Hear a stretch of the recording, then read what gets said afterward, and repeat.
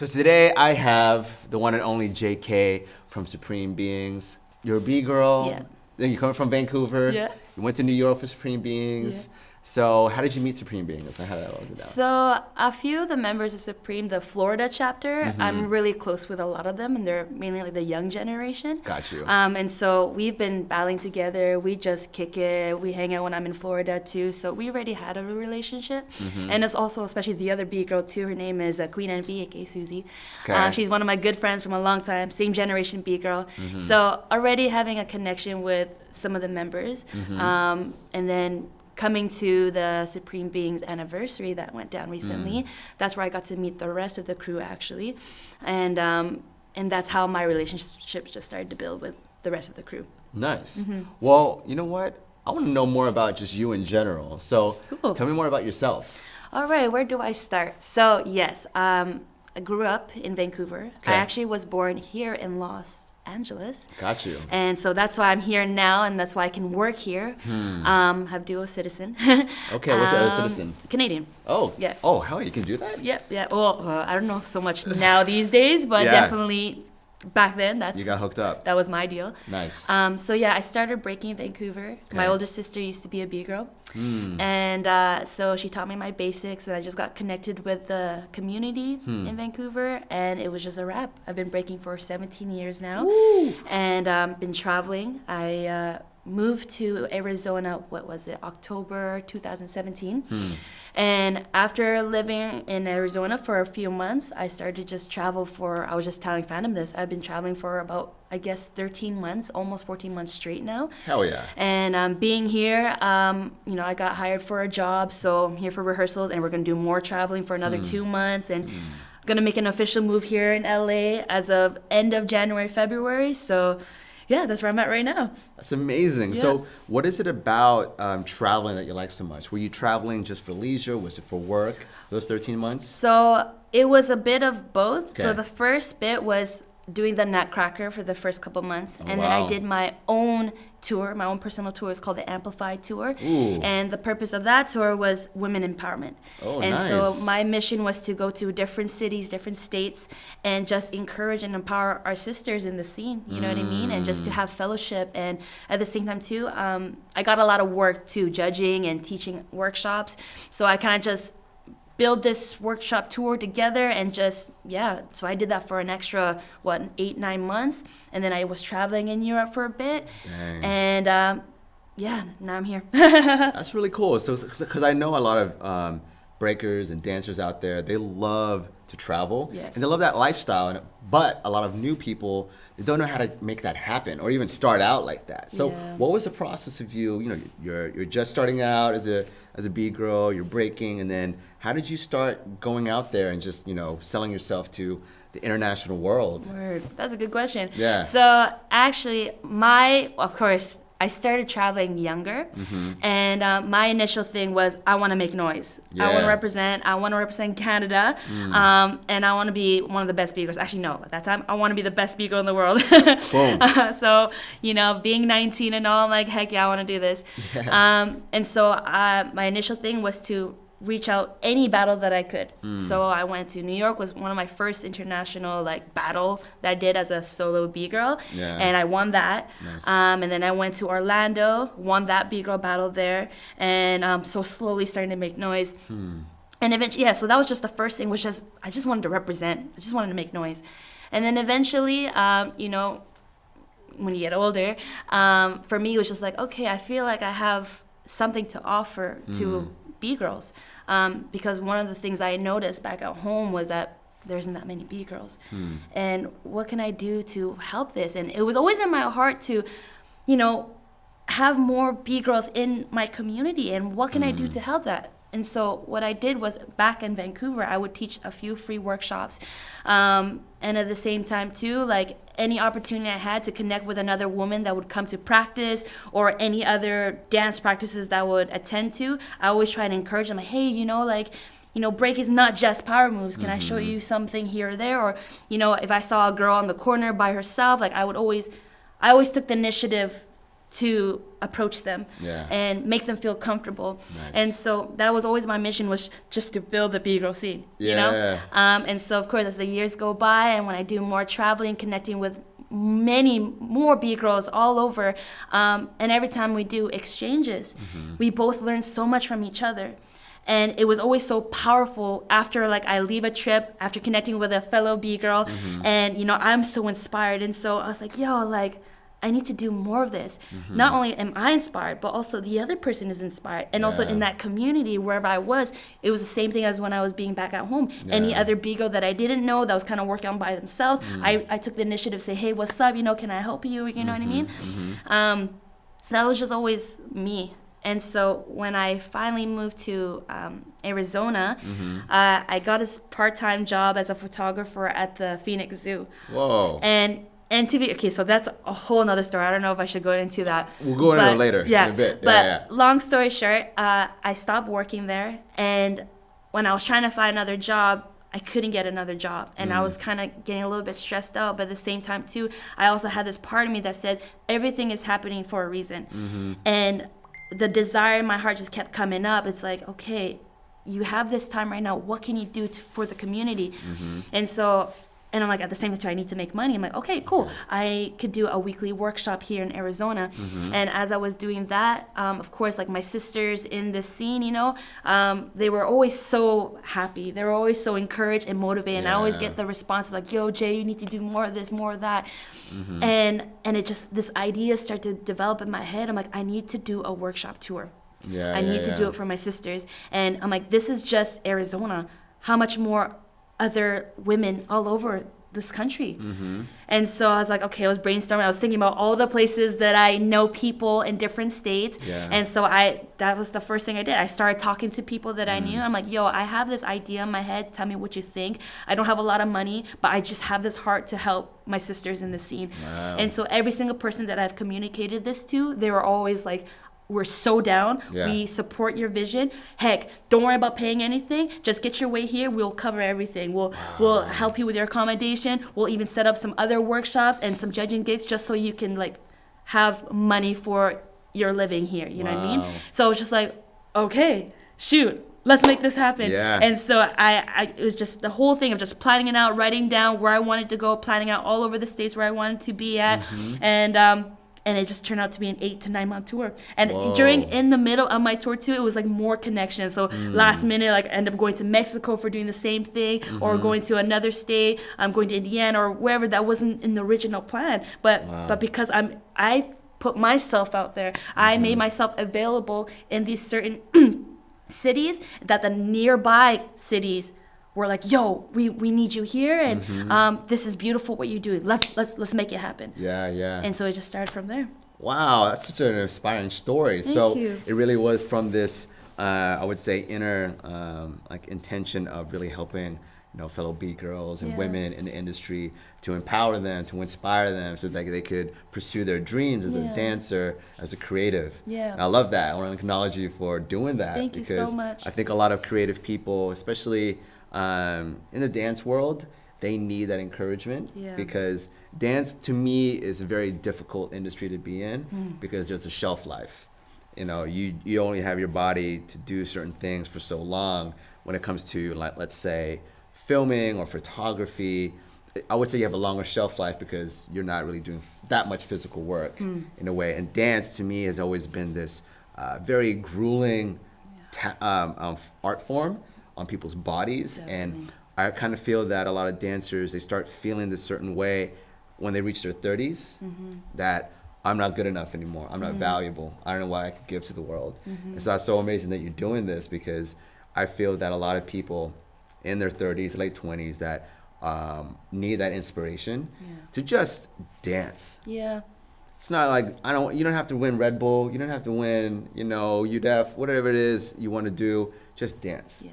I feel like that's so important, especially for women too, because I know that there are certain things in the breaking world that kind of prevents, you know, women from jumping in and really being themselves. So I want to ask you that, you know, what are the challenges that you felt when you, as a B-girl, coming into the scene and getting into the scene? What were the challenges? Starting off, for sure, it was intimidating. It was a little bit stressful just because every cipher that I would enter that was outside Canada, I mean, in Canada, Canada's home for me. So, you know, mainly every city that I went to in Canada, I felt really at peace. I felt comfortable. I knew the people and I could throw down.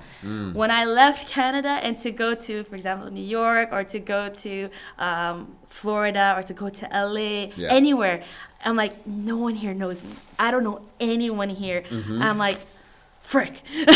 And so I step into a cipher, and of course, like sometimes the music too was a little bit difficult for me to really feel the groove. So of course, if I'm not feeling the music, I don't want to throw down at all, on top of the nerves that I'm already feeling, you know what I mean? But then eventually, once I started to just like step back from the cipher after feeling so nervous, I kind of just warm up, maybe do my own little thing by myself. Then I step into the cipher, and then when the music's freaking Gucci, I'm like, all right, forget it. Just step in, just do you.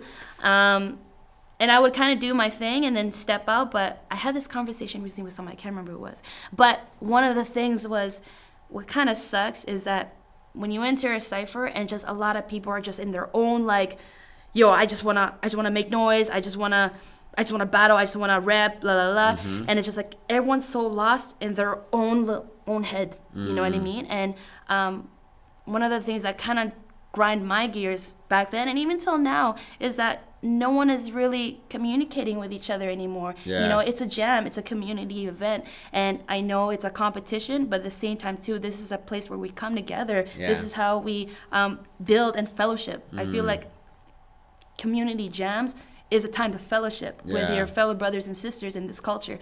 And so I'm not asking anyone to be like the whole time during the jam, yo, what's up, Jay, you know, that's good, you know, and no, I'm here to represent too, but at the same time too, acknowledge that I'm here, you know what I mean? Like if I walk in, and I'm not saying that I'm anyone special, you know what I mean? But you don't have to be so angry the whole time, you know? We can put a smile. And even like if I step into a cipher, just a simple like, you could just do a head nod and then just back into your cipher mode, you know what I mean?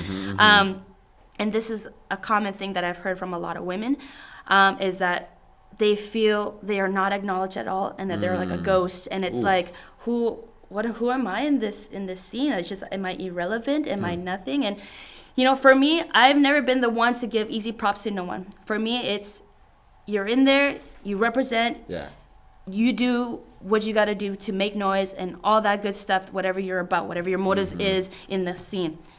And I've always had this thing about like, I'm going to feel bad for nobody, you know what I mean? Because I'm in this too, and I want to represent. But everyone is in a different place in their life. Everyone is in a different journey. So you don't realize what this person actually is going through. You know what I mean? You never know what everyone's mental state is. You really don't.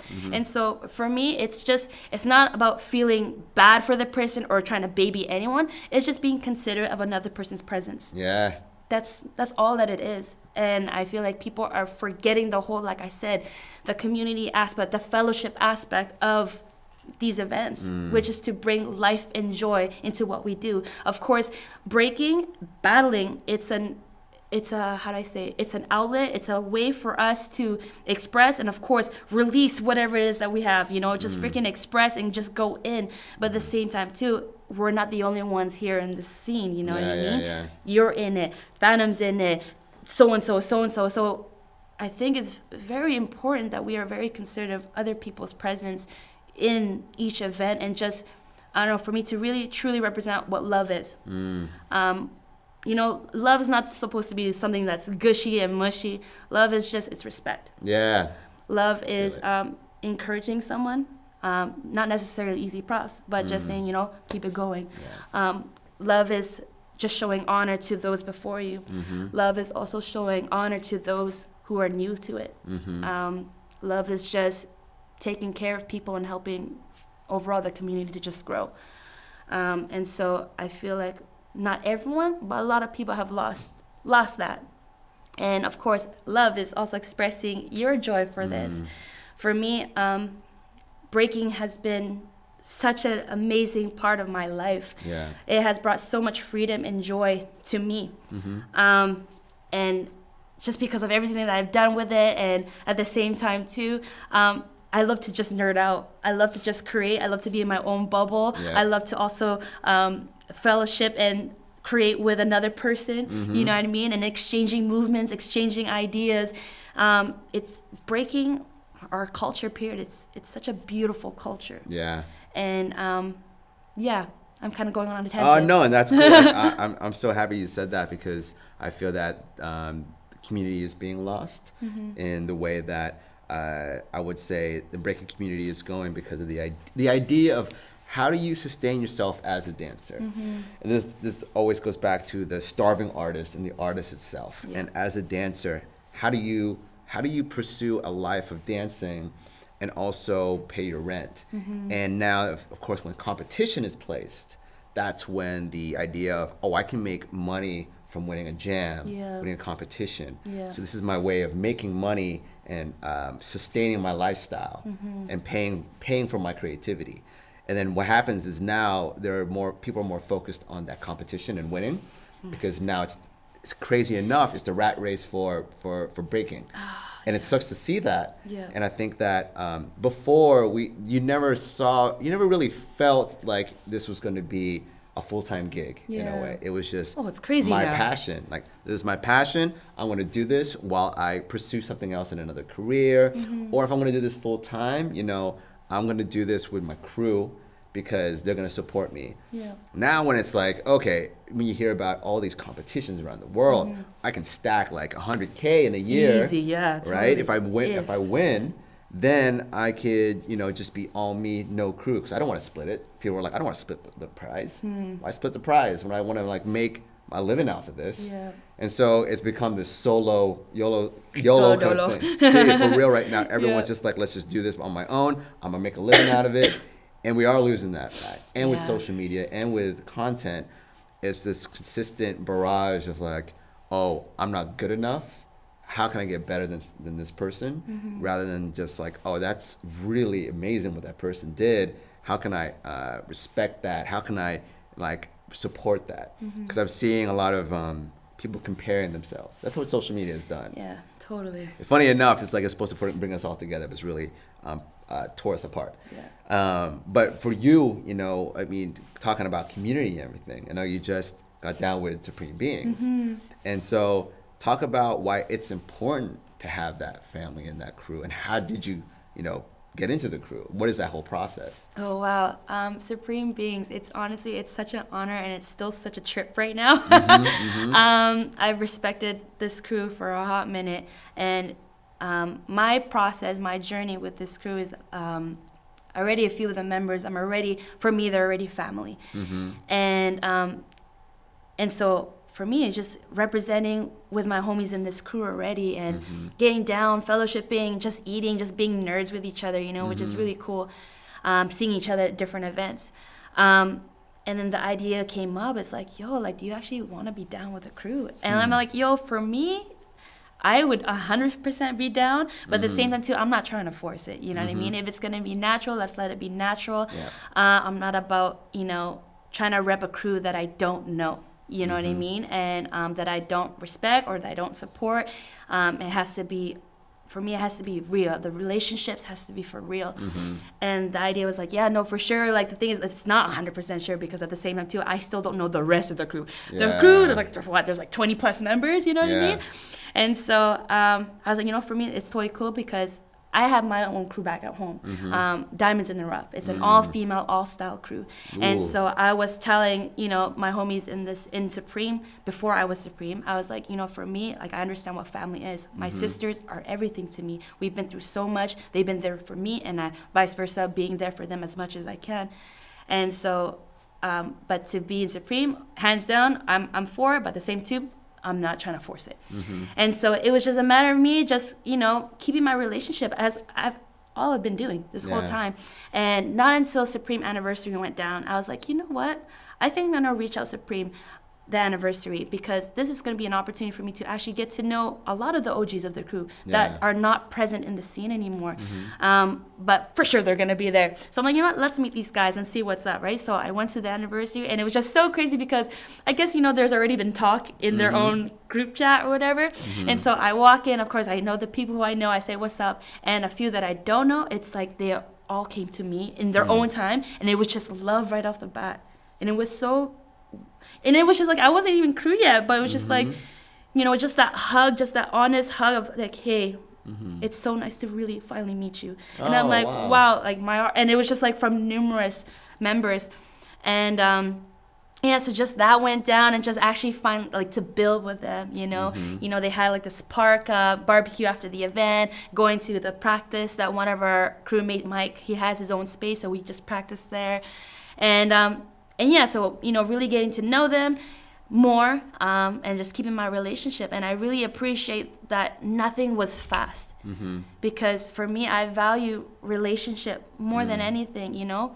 And so fast forward now, how many months ago was this? So that anniversary was like maybe August, or even before that. It is October now. I just want to keep my relationship with them. And so, you know, I wanted to hang out. I had some time before the rehearsals here that I have for Nutcracker. I go into New York. We go to this practice called McCarran Park. And, you know, this is a practice where a lot of the members really don't go to anymore. So it was so funny because I showed up with one of my crewmates, Susie, who was in Supreme. And so we had like a ladies kind of like outing. So we all kind of just like showed up together. And I saw like a few of the members there. I'm like, interesting. I'm like, Jigs and Bonnie are here? Like, what are they doing here? And she's like, well, you know, they live around here. And some of the other members started to trickle in. I'm like, this is interesting. These fools would not practice here, because we would go to Mike's space. And so I was like, hey, that's cool. I was talking to them, and I started just practicing. Next thing you know, Frankie came through. He's like, let's go, girl. Boom. All of them lined up, and they just freaking, we did rounds, and they battled me in, and it was official. Wow. Yeah. It's amazing. Yeah. And then, you know, being here in LA now too, was it Monday or Sunday, I went to practice at Jam with Phantom. This fool, near the end of practice, we went round straight for, I believe, almost an hour. There you go. And we had like maybe like 5-ish minutes break. And every time I thought that break was like, we're done. And he's like, no, we're going to keep going. And I was just like, damn. So, and because he's like, I wasn't there in New York to like battle you. He's like, this is me battling you in now, you know?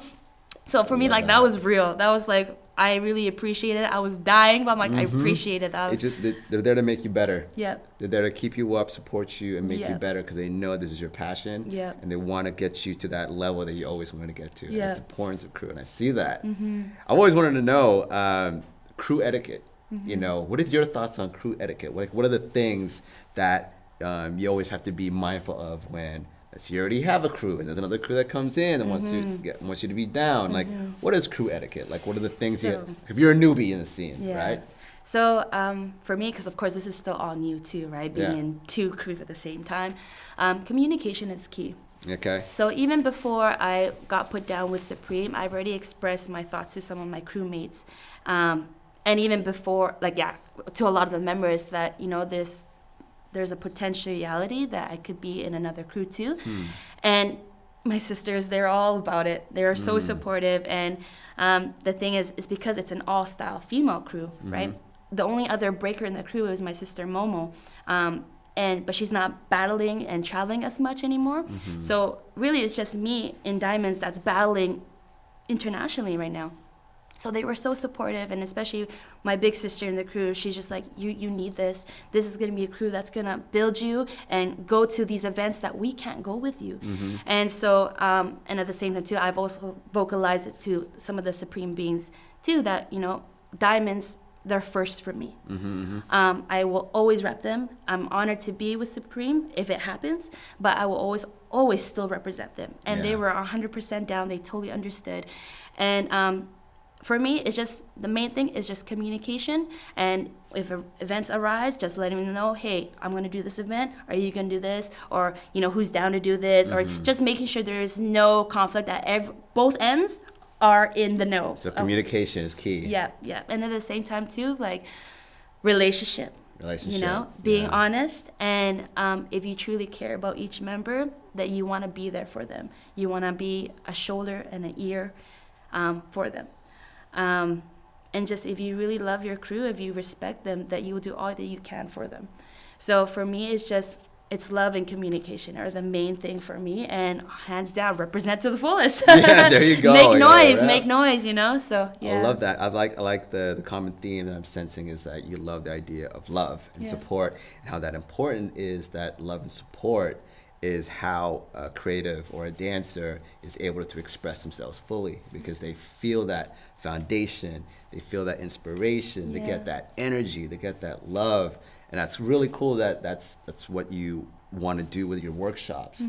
And so, a lot for the, new breakers out there, dancers, if people don't know about the breaking scene, how do you get jobs at the Nutcracker? Like, how do you able to support yourself as a dancer? Because a lot of people, they do want to pursue dance full time. Yeah. So how are you able to do that? Oh my gosh, honestly, it's all like God alignment. And it is connections, to be honest.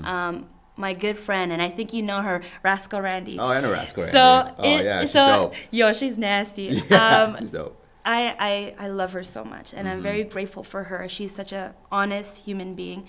And during that time when I was telling you about when I wasn't working anymore in Phoenix and I was planning this tour, me and Randy, we both had the same gig in the summertime in Colorado. And so I was kind of just, for me, it's also talking to the right people, honestly, and not just spilling your beans to random people. Yeah. For me, it's just you spill your dreams, you vent, whatever it is in you, and you want to talk to people, make sure you talk to the right person. Because if you talk to someone who's not the right person, they could screw you over. They could also, you have to be very mindful of that. But Randy, I trust her. She's my friend.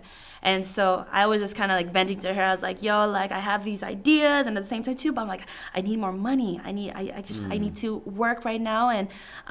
And she was already with the Nutcracker. And so she told me that they're having auditions and they definitely need a breaker. And she's like, and especially since they don't have a b-girl besides, like, of course, her, it would be nice to have another b-girl. And I was like, ooh, cool. And for me, at first I was kind of like, damn, so I've never done an audition before.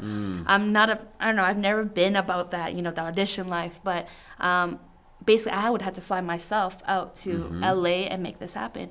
And she's like, it's going to be worth it. Trust. Like, I'm not going to say, like, I don't want to be the person that's going to be like, you have it for sure. But she said, you do have a good chance. Wow. And so for me, I'm like, fudge. Yeah. Okay. You know what? For me, it's like, I want to live with no regrets. Yeah. What if I don't want to have that? What if I could have done it but didn't do it? You know what I mean? So I'm like, you know what? Literally that same weekend after talking, I booked my tickets to go to LA. And I think it was like 2 weekends after, it was the audition. Nice. Did the audition, and then I got it. Dope. And so that's basically how I got the Nutcracker gig. But for me, and I think this is what a lot of artists don't know how to do, is to hustle. As you heard, as I was explaining how I even put my tour together, that's not easy. Yeah. That's a lot of communication. That's a lot of my own administration work, you know what I mean? And even to set up, especially in Arizona, when I did my workshops, that was all me. So a lot of artists don't know how to hustle. They don't know the business aspect of it as well, too, to be professional, to be on time, to create your own resume, to even advertise, to market yourself. So all this stuff, I learned a lot of this at a young age, because when I was starting out, I had there was an all-female crew in Vancouver called Fly Antics, and I owe so much to them. And my sister, she was their MC, so she put me on into the crew. And one of the members, her name is Invertebrat. She became my main mentor.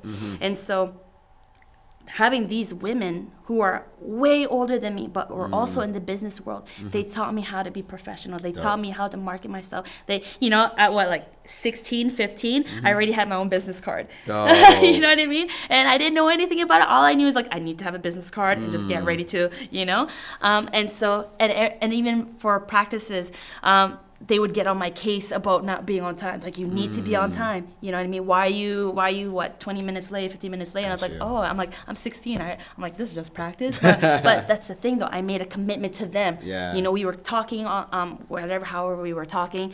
I'm going to be at practice at this time. So learning to honor your word. You know what I mean? And so, and being back at home, too, working for different companies, show companies, and, being a freelance dance instructor, too. you have to learn how to talk to people. You have to learn how to be professional. You have to learn to show up on time. And so I've had to learn this on my own, and of course with some people who I'm very grateful that were in my life to show me when I was young. But a lot of artists, they don't have that. Yeah. They don't have people that are able to show them how they can do it. And so my biggest thing for these new artists now is get on it now. Get on it now. Learn how to market yourself. Like Instagram, social media, all of that stuff. You know, for me, I've learned how to make my own flyers because, you know, I don't have that much money. I can't afford to pay a designer. So I had to learn how to make my own flyers. And I have learned how to set my own rates. I've had to learn how to set a schedule, like a weekly schedule of what days to teach workshop at this studio, when to teach at this studio, or when I can coordinate, 'cause especially in Vancouver, I was doing it full-time dancer. So I had to organize my rehearsals with this company and then with this other company, you know? So being organized is so key. Having an agenda, because you can't keep track. For me, my memory is not the greatest. I need to write down and schedule everything, all my practices, all my training, all my shows, all my workshops, all my own classes. It's just, you have to be on point with that. Love it. So you're saying like just be organized, know how to market yourself. Yes. Network, communication. find a mentor. Yes. And just have them hustle mindset. Yeah.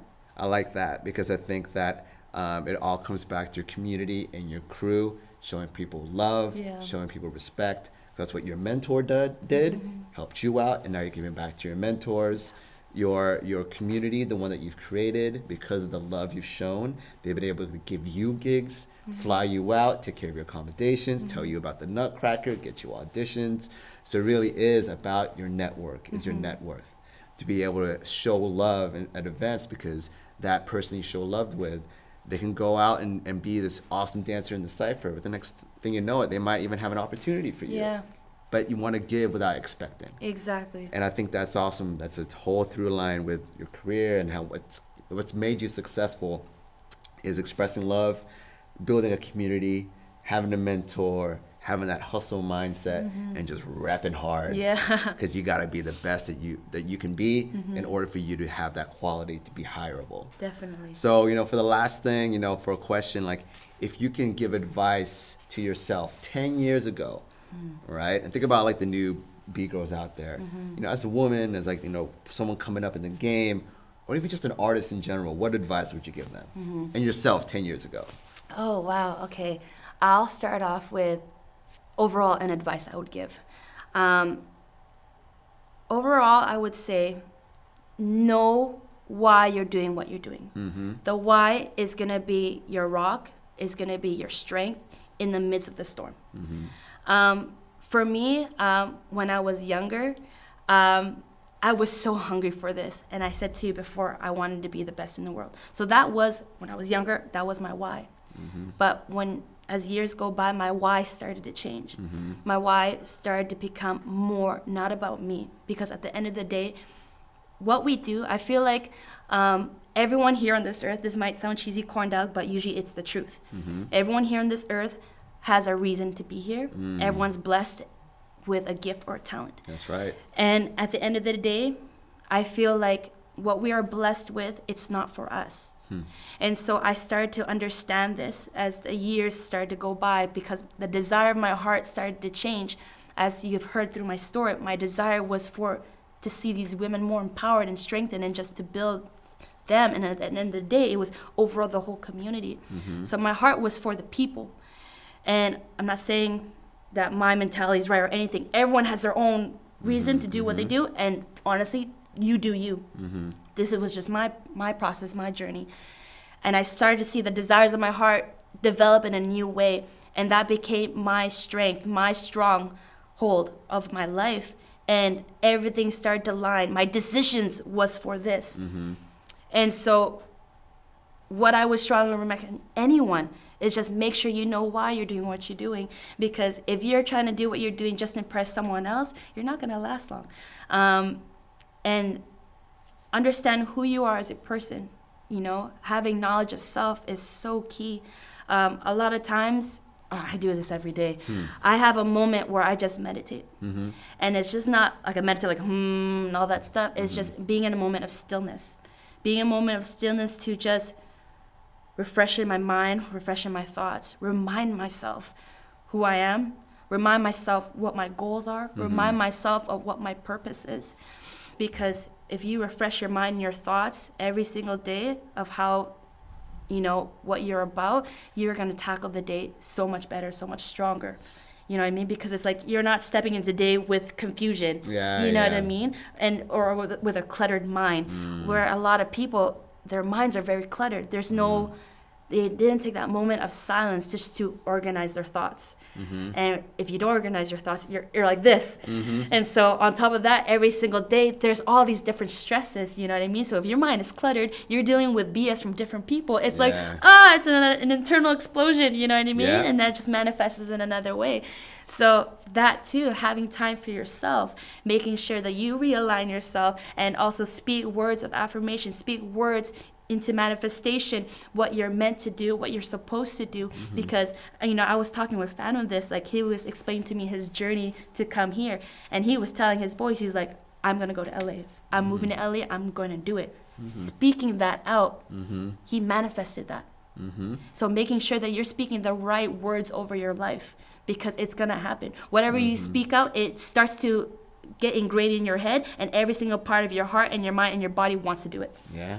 So that would be the main thing I would say. That was real shit right there. That was amazing. That was great. Thank you. I know that I've interviewed a lot of people, and I've also listened to a lot of mentors and just a lot of successful entrepreneurs, and it's always back to the why.